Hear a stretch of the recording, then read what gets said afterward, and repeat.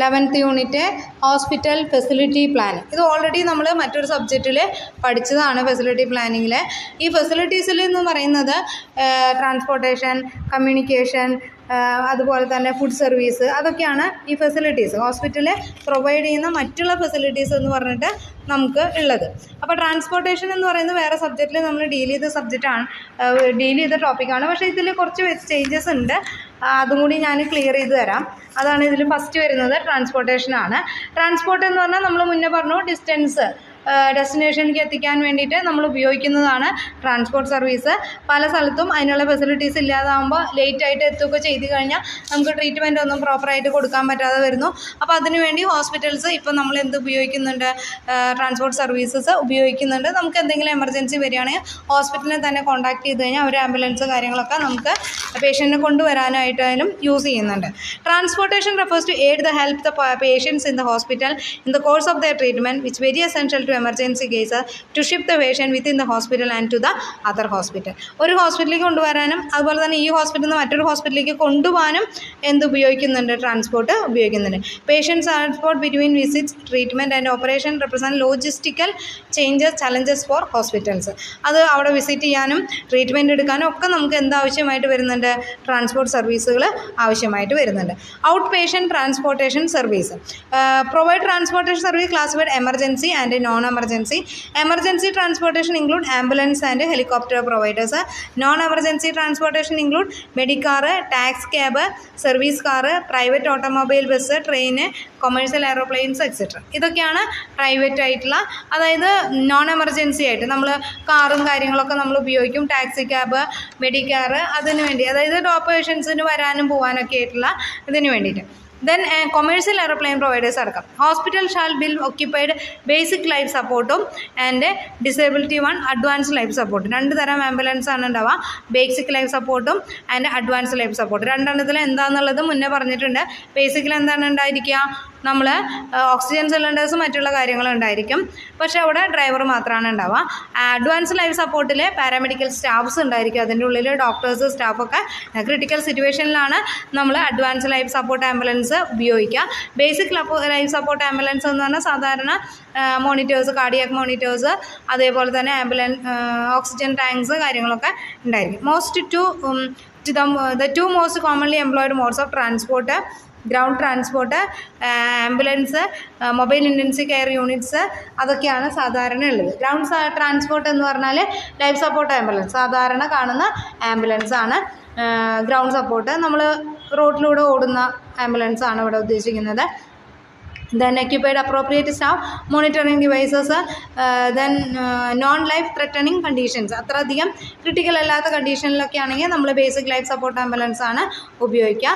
Advance life support ambulance എന്ന് പറഞ്ഞാൽ then എൻഡോട്രാക്റ്റിയൽ ഇൻറ്റ്യൂബേഷൻ, cardiac monitoring, ഡെഫിബ്രിലേഷൻ എന്ന് പറഞ്ഞാൽ CPR ഒക്കെ കൊടുക്കുന്നതിനുള്ള മെഷീനാണ് കേട്ടോ.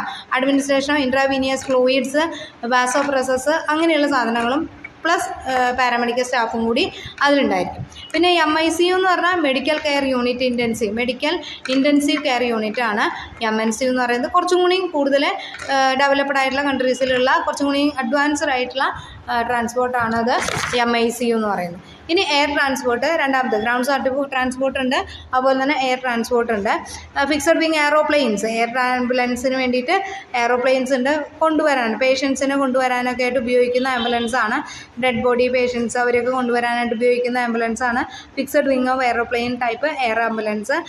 അതായത് approximately more than 240 kilometre, above 240 കിലോമീറ്ററിന് അകലേക്കാണെങ്കിൽ നമ്മൾ ഈ എയറോപ്ലെയിനാണ് ഉപയോഗിക്കുക. Mode of transport with provision of pressurised cabin and less noise and vibration noise ഒന്നും ഇല്ലാത്ത പ്രത്യേകമായിട്ടുള്ള ആംബുലൻസ് പോലെ തന്നെ എല്ലാ കെയറും ഉള്ള ഒരു ആംബുലൻസ് ആണ് fixed wings or airplane type air ambulance. ഇനി rotor wing or helicopter ambulance. The shorter travel distance about 80 kilometre, 80 kilometre വരെയൊക്കെ ആണെങ്കിൽ നമ്മൾ ഹെലികോപ്റ്ററാണ് യൂസ് ചെയ്യുക. അതിലും കൂടുതലാണെങ്കിൽ 240 ഒക്കെ ഉണ്ടെങ്കിൽ നമ്മൾ ആംബുലൻസ് ആണ് ഉപയോഗിക്കുക, അല്ലെങ്കിൽ ഹെലികോപ്റ്റർ ആംബുലൻസ് സാധാരണ ഉപയോഗിക്കാറുണ്ട്.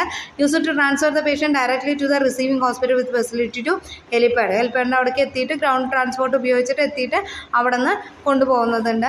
നമ്മൾ ഓർഗൻസൊക്കെ കൈമാറ്റം ചെയ്യുമ്പോൾ ഉപയോഗിക്കുന്നതാണ്. ഇതുപോലെയുള്ള എയർ ആംബുലൻസും അതുപോലെ ഹെലികോപ്റ്റർ ആംബുലൻസും ഒക്കെ സാധാരണ യൂസ് ചെയ്യാറുണ്ട്.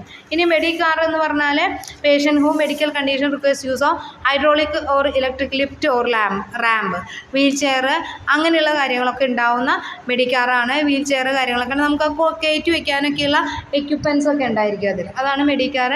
ടാക്സി ക്യാബ് എന്ന് പറഞ്ഞാൽ eligible patient who cannot safely travel public ട്രാൻസ്പോർട്ടിൽ ചെയ്യാൻ പറ്റില്ല അങ്ങനെയുള്ള ആൾക്കാർക്ക് ഉപയോഗിക്കും. Wheel chair transportation, door to door drop, അതായത് നമ്മൾ സാധാരണ കാർ തന്നെയാണ്.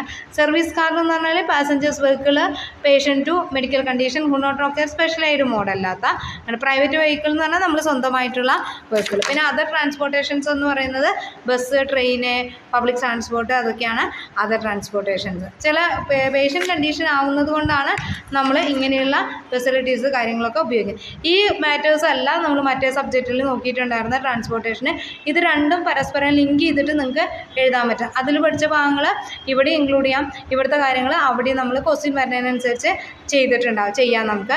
അതുകൊണ്ടാണ് നിങ്ങൾ ക്വസ്റ്റ്യൻ പേപ്പേഴ്സ് ആദ്യം അനലൈസ് ചെയ്തതിന് ശേഷം മാത്രം പഠിക്കാമെന്ന് പറഞ്ഞത്. ഇൻപേഷ്യൻ്റ് ട്രാൻസ്പോർട്ടേഷൻ സർവീസ് എന്ന് പറയുന്നത്. ഇൻപേഷ്യൻ്റ് ഇപ്പം നമ്മൾ കുറച്ച് വലിയ ഹോസ്പിറ്റലൊക്കെ പോവുകയാണെങ്കിൽ അവിടെ ഇൻപേഷ്യൻ്റ് നമ്മൾ പല ഡിപ്പാർട്ട്മെൻറ്റിലേക്കും പോകാനൊക്കെ ആയിട്ട് അതിൻ്റെ ഉള്ളിൽ ഓടുന്ന വണ്ടികൾ നിങ്ങൾ കണ്ടിട്ടുണ്ടാവും. ചെറിയൊരു ഫെയർ കൊടുത്തു കഴിഞ്ഞാൽ ഒരു ഡിപ്പാർട്ട്മെൻറ്റിൽ നിന്ന് പല ബ്ലോക്കുകളൊക്കെ ഉണ്ടെങ്കിൽ അവിടെ അതിൻ്റെ ഉള്ളിൽ ട്രാവൽ ചെയ്യാൻ വേണ്ടിയിട്ടുള്ള വെഹിക്കിൾസ് ഇപ്പോൾ അവൈലബിൾ ആണ്. Hospital size sophistication and means of transportation അതനുസരിച്ചാണ് ഇത് വരുന്നത് കേട്ടോ. Inpatient escort service, admission and during discharge, അവിടെ നിന്ന് ഡിസ്ചാർജ് ചെയ്യുന്ന ആ വണ്ടിയുടെ അവിടത്തേക്ക് കൊണ്ടുവരാനൊക്കെ ആയിട്ട് നമ്മൾ ഉപയോഗിക്കുന്നു. Patient transportation to and from different ഡിപ്പാർട്ട്മെൻറ്റ്സിൽ നിന്ന് കൊണ്ടുപോകാനായിട്ട്. Movement of staff and visit within the facilities offers, സ്റ്റാഫിനും വിസിറ്റേഴ്സിനും ഒക്കെ അത് നമുക്ക് യൂസ് ചെയ്യാം. സപ്ലൈസ് മെറ്റീരിയൽ എക്യുപ്മെൻറ്റ്സ് കൊണ്ടുവരാനും ഈ വെഹിക്കിൾസ് യൂസ് ചെയ്യുന്നുണ്ട്. പേഷ്യൻ്റ് ഫുഡ് ട്രോളിയൊക്കെ കൊണ്ടുവരാനായിട്ട് ഇതുപോലെ തന്നെ ഈ വെഹിക്കിൾ യൂസ് ചെയ്യുന്നുണ്ട്. ആംബുലൻസ് സർവീസിന് വേണ്ടിയിട്ടും ഈ വെഹിക്കിൾസ് യൂസ് ചെയ്യുന്നുണ്ട്. ഇനി മീൻസ് ഓഫ് ട്രാൻസ്പോർട്ടേഷൻ, ഇനി അതിൽ വരുന്നതാണ് ട്രാൻസ്പോർട്ടേഷൻ. ഹോസ്പിറ്റലിൻ്റെ ഉള്ളിലുള്ള ഇൻപേഷ്യൻ്റ് ട്രാൻസ്പോർട്ടേഷൻ ആണ് നമ്മൾ നോക്കിയത്. ആദ്യം പുറത്തുള്ളതാണ് നോക്കിയത്. ഇനി ഉള്ളിലുള്ളത് എലിവേറ്റേഴ്സ്, ലിഫ്റ്റുകൾ തന്നെ. അത് കുറച്ചുകൂടി കൂടുതൽ വലിയ ലിഫ്റ്റുകൾ കാര്യങ്ങളൊക്കെ ആകുമ്പോൾ നമ്മൾ എലിവേറ്റർ എന്നാണ് പറയുക. കപ്പാസിറ്റി കൂടുതലായിട്ട് നമുക്ക് ലിഫ്റ്റ് ആകുമ്പോൾ ഒരു ലിമിറ്റഡ് നമ്പേഴ്സാണ് നമ്മളുണ്ടാവുക. പിന്നെ വരുന്നത് ലിഫ്റ്റ്, സ്റ്റെയർവേസ്, റാമ്പ്, ഡംബ് വെയിറ്റർ.